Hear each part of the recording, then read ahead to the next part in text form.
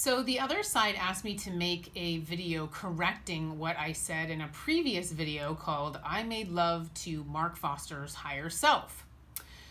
They said that I need to clarify my viewpoint about the higher self being separate from the lower self. The reason I adopted this viewpoint was because the difference in behavior between Mark Foster's higher self versus his lower self was very difficult for me to understand.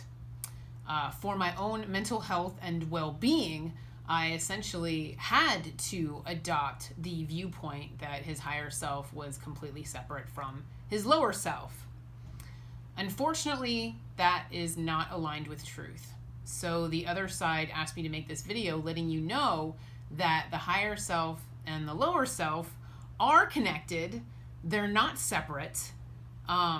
Your higher self is part of you, and it's a very important part of you. It's your higher consciousness. It's your God self. It lives in the light on the other side. It's aligned with truth. It's directly connected to the divine. It's an extension of you.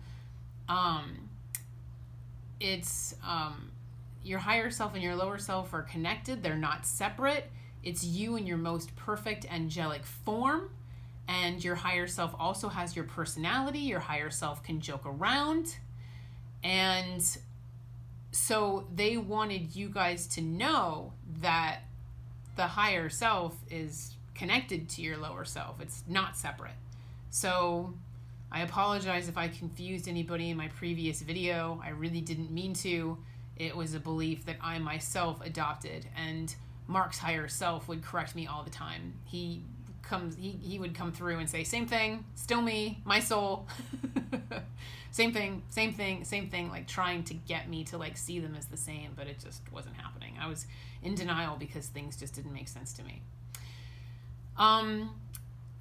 Part of Mark's life purpose is actually going to be to talk about the influence of the higher self over the lower self, because he can speak from personal experience.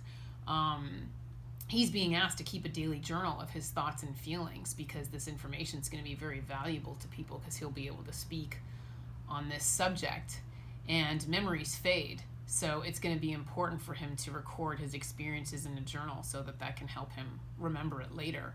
But yeah, Mark Foster is actually part of my freak show. So part of his life purpose is to discuss the influence of the higher self over the lower self.